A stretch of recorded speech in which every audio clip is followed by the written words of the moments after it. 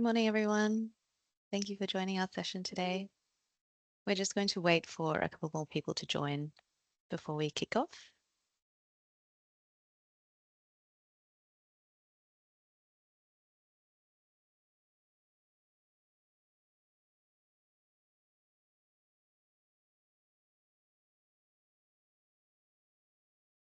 Probably give it till about 3 minutes past. Kate, do you think?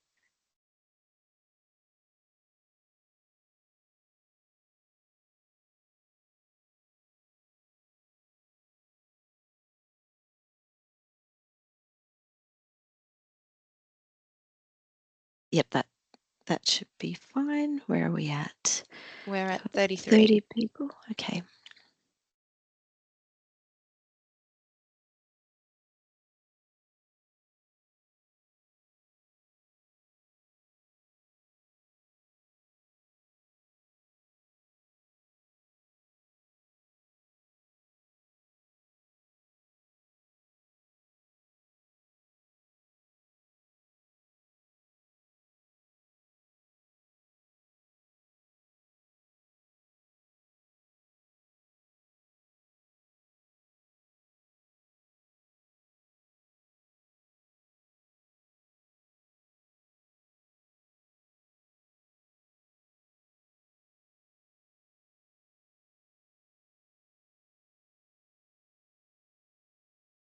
One more minute. We're at 37.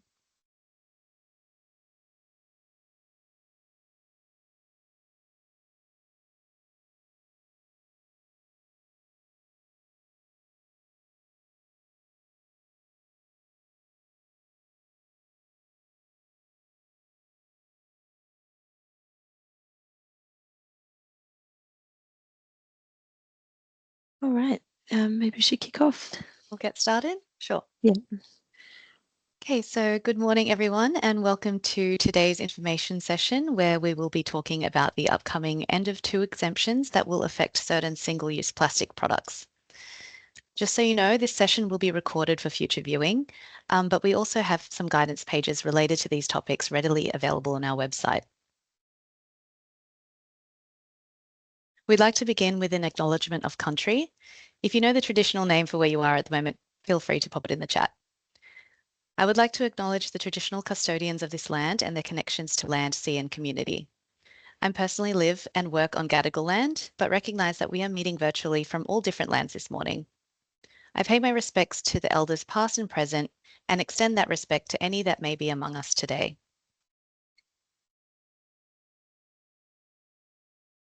My name is Michelle and I'll be one of the presenters today, but I'm going to pass the mic over to Kate to give you an introduction on who we are. Thanks, Kate. Hi, everyone. I'm Kate Doubtney. I'm the Unit Head of Plastics and Packaging Compliance here at the New South Wales EPA.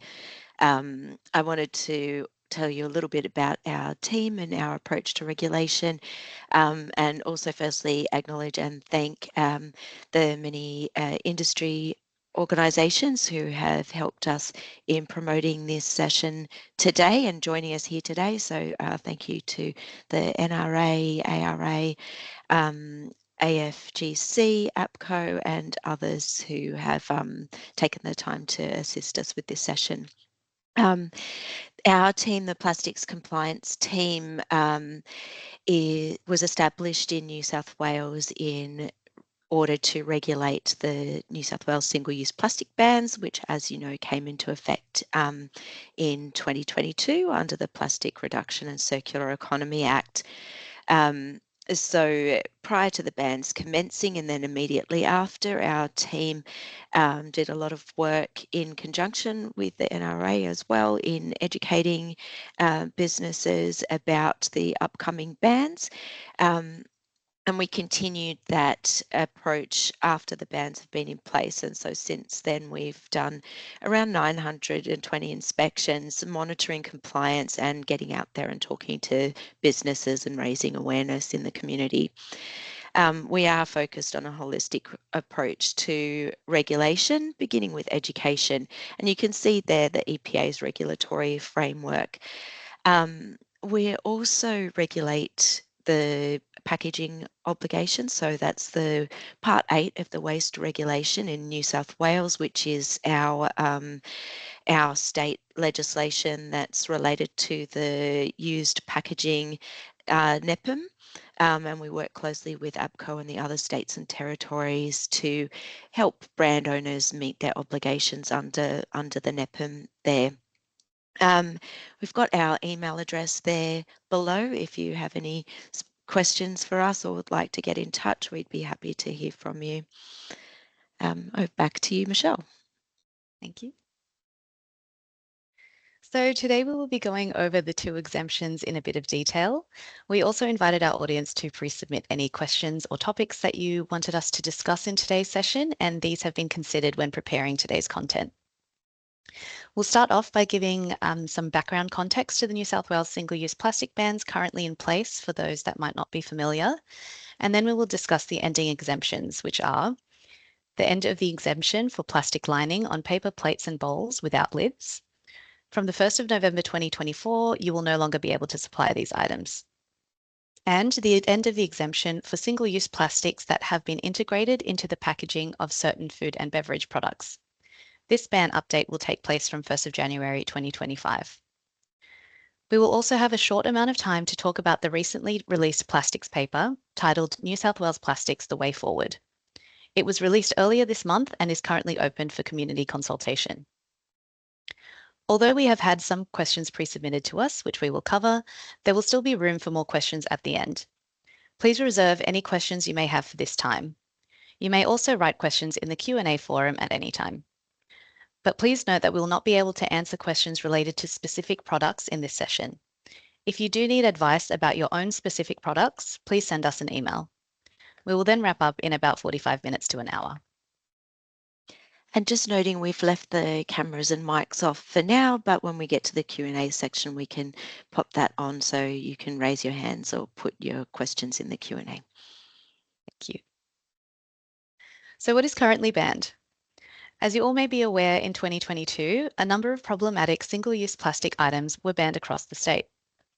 From the 1st of June 2022, lightweight plastic bags with handles other than a barrier bag that were 35 microns or less in thickness at any part of the bag were banned.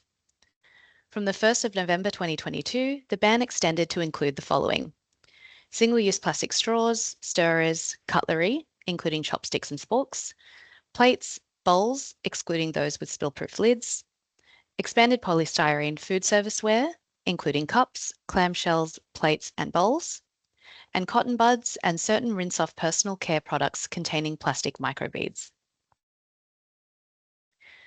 The ban applies to the previously mentioned items even if they are labelled as biodegradable, compostable, or are made from bioplastics. This is because most items made from compostable plastic and bioplastic do not biodegrade unless they are specifically treated in a commercial composting facility. This means that they do not biodegrade when littered in the environment or when sent to landfill, and this has the possibility to create just as big a problem as conventional plastic. We'll now start discussing the 2 ending exemptions, starting with plastic-lined paper plates and bowls. A 2-year exemption was put in place for plastic-lined paper plates and bowls. This was following feedback from suppliers and manufacturers of these products that advised us that, at the time of the initial bans, there was a lack of food-safe printed alternatives and shortages of non-printed alternatives. The exemption was put in place to provide extra time for manufacturers to scale up their supply chains and develop, test, refine, and/or source alternative products. On the 31st of October 2024, this time-bound exemption will end. This will affect plastic-lined products like takeaway cardboard and bagasse bowls without lids, and printed or coloured party plates and bowls, which will no longer be able to be supplied from 1st of November 2024. Regarding inks, dyes, and glues, if an item contains any amount of plastic, it is a plastic item. Again, this includes bioplastic or compostable plastic lining. Regarding plates and bowls, they will be considered plastic if they are made wholly or partially of plastic. In a very limited number of cases, it may not be possible to create a safe product without a negligible amount of plastic. For example, plastic adhesive to safely affix cotton to a wholly non-plastic cotton bud stem. If your product falls into this category for health and safety reasons only, and the product cannot be redesigned to eliminate the use of plastic, it is our position that you may continue to supply it. No other factors, including cost, convenience, or aesthetics, are acceptable reasons for the inclusion of plastic in an otherwise prohibited item. Printed or coloured plates and bowls would be considered dyes for aesthetic reasons and therefore not allowed. More information about this is on our website, and we are looking at updating and issuing further guidance around this topic to assist. Alternatives for waterproof bowls and plates. If you are unsure about whether your product is a banned item, we advise you to adopt a precautionary approach and seek non-plastic alternatives or reusable alternatives. We have received some inquiries regarding what are available alternatives for plastic-lined paper plates and bowls. It is important to note that, as the independent regulator responsible for enforcing the PRCE Act, the New South Wales EPA is not able to endorse, approve, or certify any specific items for sale or supply. We can only provide advice based on what is in guidance or legislation. Regarding the need for waterproof alternatives to plastic bowls, we note that the following items are not banned and therefore can be supplied. Plastic takeaway containers, including small dipping sauce containers, lined or unlined cups, non-plastic unlidded bowls and reusable bowls, all pictured here. To replace party plates, there are many non-printed alternatives already available, including those made of palm leaves, wood, sugarcane, wheat bran, and plain unlined paper. There are also many options for reusable plastic plates and bowls, and the EPA encourages people to switch to the supply and use of reusable items as much as possible. The second exemption that will be ending this year is the one put in place for integrated packaged plastic items in certain food and beverage products. A 2-year exemption was put in place for plastic items included within certain food and beverage products. At the time of the 2022 bans, the EPA recognised the significant capital investment required to review and adjust supply chains to make the switch to more sustainable and compliant stock. To allow enough time for industry to make these changes, a transition period was written into the PRCE Act, which ends on the 1st of January 2025. Commonly called integrated packaging, these are plastic items that have been packaged through a machine automated process and are inside or attached to packaging material used to seal or contain food or beverages, or an integrated part of packaging material used to seal or contain food or beverages.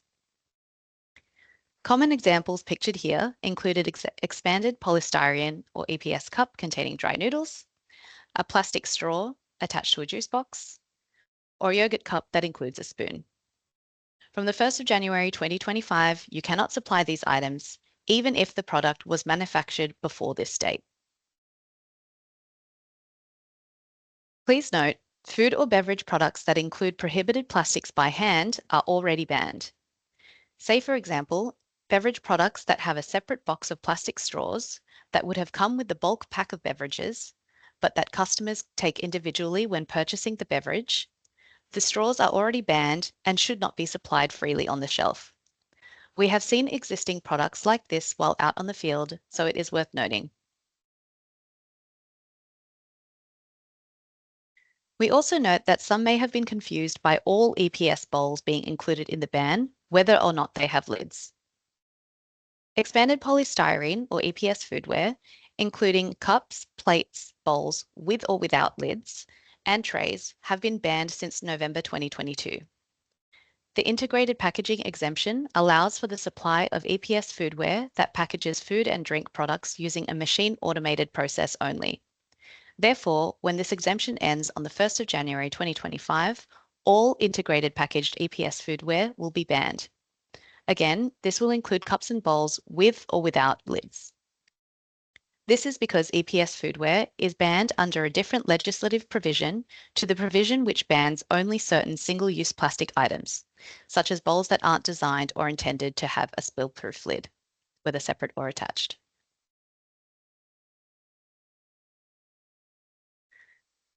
Please also note that the ban update taking place from 1st of January 2025 only applies to food and drink packaging that includes already banned single-use plastic items.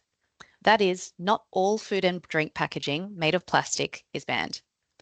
For example, the following items will not be affected by the ban update: a plastic sleeve encasing surrounding a straw which is attached to the juice box, beverage containers that have a plastic lid, plastic bowl-shaped containers with attached lids, sachets of seasoning powder, or pre-packaged non-EPS noodle bowls with a peel-off lid, as the peel-off lid counts as a spill-proof lid. Another example of an item that would not be included is a scoop that is included within the packaging of formula or powder, like baby formula. This item would unlikely be considered plastic cutlery as it is not used to directly consume food. Furthermore, it is designed, intended, or ordinarily used more than once for a particular purpose, which is to measure the specific amount of product. Again, we are not able to endorse, approve, or certify any specific items for sale or supply and can only provide advice based on current legislation and guidance. We do, however, have pictures of available alternatives on our gallery webpage titled Alternatives to Banned Plastics and linked here. We have already seen numerous brands switch from plastic straws to paper straws on their beverage packaging, which is acceptable. Beverage boxes can also be redesigned to have a plastic screw-on lid instead of including a straw. For those including cutlery, consider whether your consumer really needs cutlery included in their prepackaged meal, if they may be able to use their own reusable cutlery. Otherwise, switch to include non-plastic alternatives such as bamboo or wooden cutlery. So, what do you need to be doing now as businesses to prepare yourselves for the upcoming ban updates? Stay informed. A great start already is attending this webinar and reading our available guidance pages on our website. Transition away from affected products by stopping ordering large amounts of these products, and focus on exhausting any existing stock you may have before the ban dates. Please contact us if you are concerned about the amount of excess stock that you might have. Also, communicate with your supply chain and customers to let them know why you are not ordering more stock and that affected stock will only be available for a limited amount of time. We'll now go into some other relevant things that may need further clarifying before going into some pre-submitted questions regarding future bans. We have received multiple inquiries related to clarifying exactly what is a bowl and what is a plate. We have developed a guidance page available on our website and linked within these slides that addresses this topic. For clarification on what would be considered a bowl, when thinking about the item, if you answer yes to all of the following questions, then it would likely be considered a plastic bowl and therefore banned. Is food eaten directly from the item? The item was not designed or intended to have a spill-proof lid, whether separate or attached. And on this, please look at the design of the bowl. It is generally pretty clear whether it has been designed with a lid in mind, as there will be a lip around the top edge for a lid to attach to. And regarding shape, is it a deep type of dish or basin with a curved or slanted slides tapering at the base? And is it open at the top? For clarification on what would be considered a plate, again refer to our guidance sheet. If you answer yes to all of the following questions, then it would likely be considered a plastic plate and therefore banned. Is any part of the item plastic, including any lighting or coating? Is food eaten directly from the item? In terms of shape, is it shallow and mainly flat, typically with a slightly raised perimeter to stop food falling or spilling off, with generally uniform thickness? And does it hold at least one serve of food? Note that the integrated packaging ban does not apply to trays. We have also received several questions about future bans, such as what will be banned next, or will coffee cups or plastic containers, or insert another item here, be included in the next tranche of bans, and questions regarding next steps towards moving away from plastics in general. The New South Wales EPA cannot always say for certain that something will not be banned in future, which is why we predominantly encourage the switch to plastic or non-plastic reusables or non-plastic alternatives wherever possible. But to address the multiple questions about future bans, we encourage you to review the New South Wales Plastics The Way Forward Action Paper, which was released earlier this month. The paper outlines proposed actions to address the issue of plastics, including items proposed for future bans, and we are currently seeking feedback from stakeholders and the community. It proposes new initiatives, including phasing out items where non-plastic alternatives already exist, like plastic lollipop sticks, pizza savers, and plastic food tags for bread, bakery, and pantry items. Introducing design standards for single-use plastic cups, food containers, and their lids to ensure they are easily recyclable. Phasing out the supply of unnecessary plastic barrier bags. Bringing New South Wales into line with other states and phasing out the release of helium balloons as well as plastic balloon sticks, clips, and ties. Requiring food service venues to accept reusable cups for hot and cold takeaway beverages. Phasing out food packaging made of foamed plastic, as in Western Australia, including food trays, loose fill packaging, and moulded or cut packaging. And introducing design standards requiring heavyweight plastic film shopping bags to meet certain reuse and recycled content standards to have a standardized anti-littering label and the Australasian recycling label. You can access the paper and make a submission through the EPA Have Your Say webpage. The QR code here links to it. We would also encourage you to make a submission as we are seeking feedback on the proposed actions, including scope, timing, and exemptions, the potential benefits and risks associated with the proposed actions, and alternative options that should be considered by the New South Wales Government. Submissions close 5 p.m. on Monday, the 4th of November, 2024.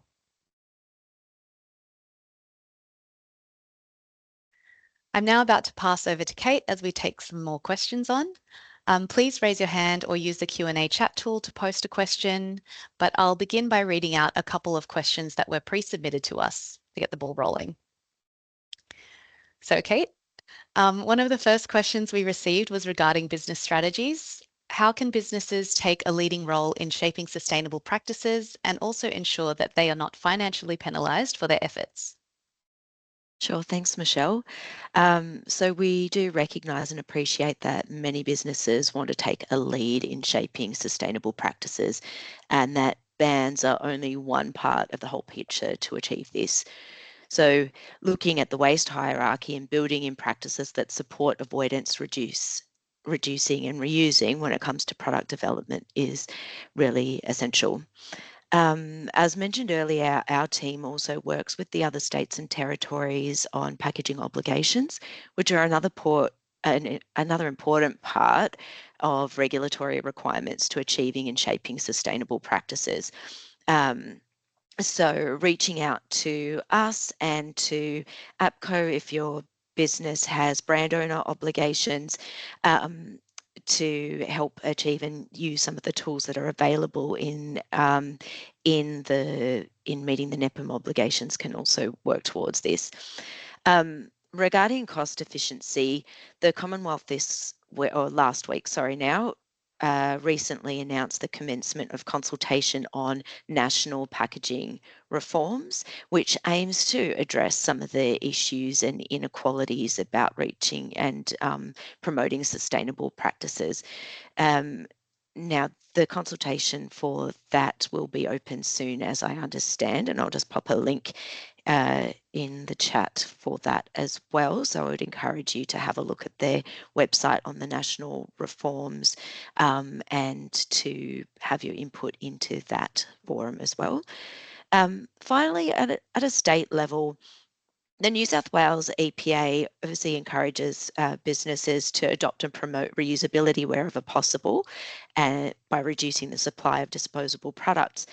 And we have a number of grant programs and services available to businesses, such as the Bin Trims Network program, which are fabulous resources for businesses to tap into to provide that support to become more forward thinking and promote that side of your business. So we welcome you to have a look at the grant programs available, and also, as Michelle said before, to provide your input on the way forward paper for New South Wales. I'll just pop that link in the chat. Hopefully that answers that question. Thank you. Another question that we received prior to the meeting was one on plastic bags. What alternatives are there aside from heavier weight plastic bags or compostable bags for food drive services? Yes, so regarding food drive services, it's important to note that heavyweight plastic bags aren't banned at the moment. So over 35 microns is still possible to use. However, as we mentioned, there are proposed actions in our way forward paper on heavyweight plastic bags. So I encourage you um, to submit information about how that might affect services such as Meals on Wheels or your own business in that. Otherwise, we would encourage, obviously, to switch to reusables wherever possible, but or to look at alternatives such as paper bags, although recognising that may not be possible for certain services. So please submit your feedback in the way forward for future consideration. Great. We also received a couple of questions on compostables and FOGO, starting with, will the ban on plastic coating lead to enabling inclusion of paper plates and bowls in yellow or green bins? Yes, so we do advise you to check with your local council about these items' acceptance in recycling. Removal of plastic linings, though, should improve the ability for these items to be recycled and to stop interfering with the recycling process. Regarding inclusion in FOGO, the EPA's position is that only food organics and garden organics, as well as certified compostable liners, whether they are fibre or plastic, are included or put into FOGO. So at the moment, that position is not changing. I'll put some more information about the FOGO position in the chat. Yep, and another comment that we received on compostables, someone noted that compostable coffee cups may be a loophole, as while they are technically compostable, this is only so in industrial facilities. I'll note quickly that cups are not currently banned, but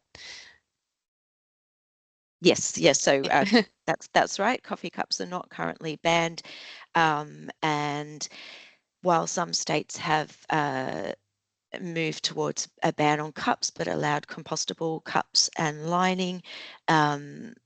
These are items that are up for consideration and proposed action in our way forward paper. So I'd encourage you to again look at that and see what's proposed there and put your input in there. We are very conscious of the impact to FOGO of items such as that and including them, and that's why in our current bans, compostable plastics are included in all the banned items, and our position on FOGO, as I mentioned earlier. Yep, great. Just going to quickly reiterate that any other questions that we received about future bans and next steps towards moving away from plastics are addressed in the New South Wales Plastics the Way Forward paper. So please visit that. We have received a question in the Q&A forum, and just letting you all know, please continue to submit your questions if you have any. This one here is, are printed plates allowed if no polymer is used in the ink and no liner is applied? And just a note, the proof of absence of the polymer is available in the form of test reports. Okay, yep, thanks for your question, Barbara. Yes, if a paper plate was printed and there was no polymers in the ink and no plastic lining, then that would be okay.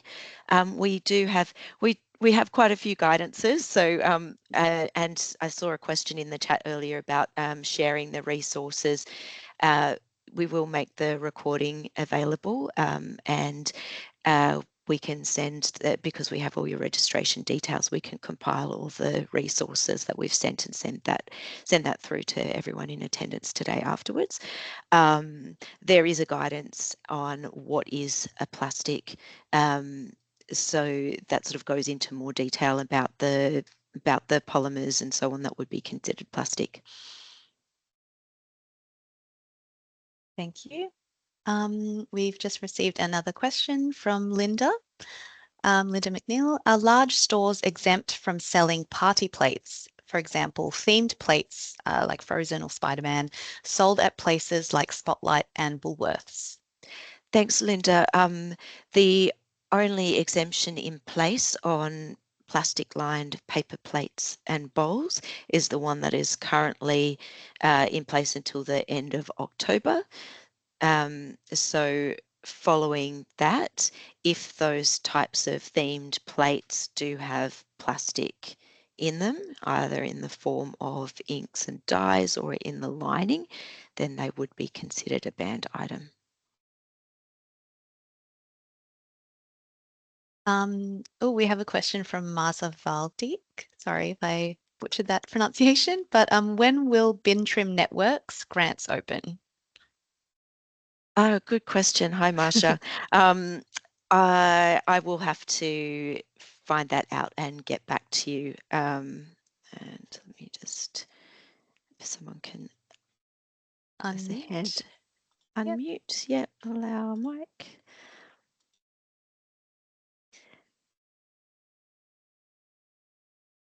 Martha, you're Um, unmuted on our end. Oh, perfect. Thanks so much, Kate. Nice to see you again. And yeah, thanks for answering that. Really comprehensive and looking forward to seeing what the options are to for businesses to move towards more reusables in the future. So thanks for outlining the EPA's interest and commitment to that. Great, thank you. Thanks, Marsha. Cheers. There aren't any other questions in the Q&A just yet, but again, if you have any, please feel free to raise your hand and we'll unmute you or post in the forum and we'll answer for everybody. Might give it a little bit and wait. While we're waiting to see if there are any other questions, Michelle's helpfully prepared some other QR codes and links. You can also click on any of the links in the presentation. If you have anything that you would like to send us by email or anything that you'd like answered, we'd be happy to assist as best we can. Mhm.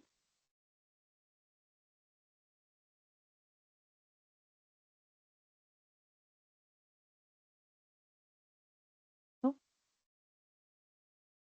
Okay, we've had a new question posted from Rachel Tidbold. For international businesses such as Temu, how will the importation of product be controlled that doesn't meet the New South Wales single-use plastics bans?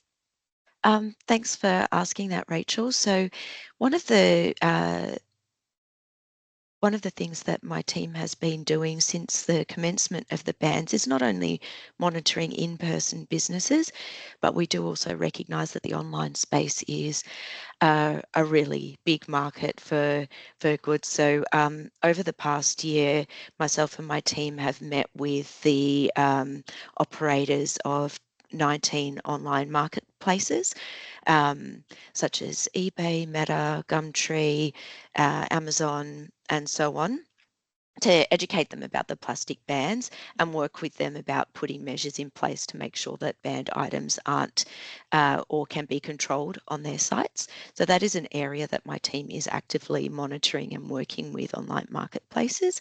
Temu is definitely on our list as a site to monitor as well, and we do take that space very seriously and will work with them to monitor and enforce compliance. so that it's not just obviously the Australian businesses on the ground who, from what we've seen in our visits, the majority of are trying really hard to do the right thing. So we take it seriously that they're not a disadvantage for doing that. Thank you.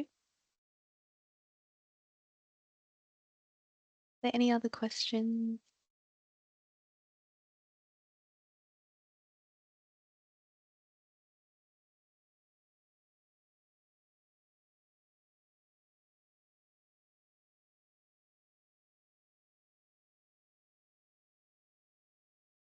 Okay, well, I think it looks like there's no further questions at the moment. Last call. But if not, I want to thank you all for your time. We really appreciate everyone's engagement in these upcoming bans, and we hope this session has been helpful to you to prepare for the end of these exemptions. And we look forward to working with you in the future. If you have any feedback on today's session or any questions, please do reach out to us. Thank you, everyone. Thank you so much for your time. Thank you. Thank you.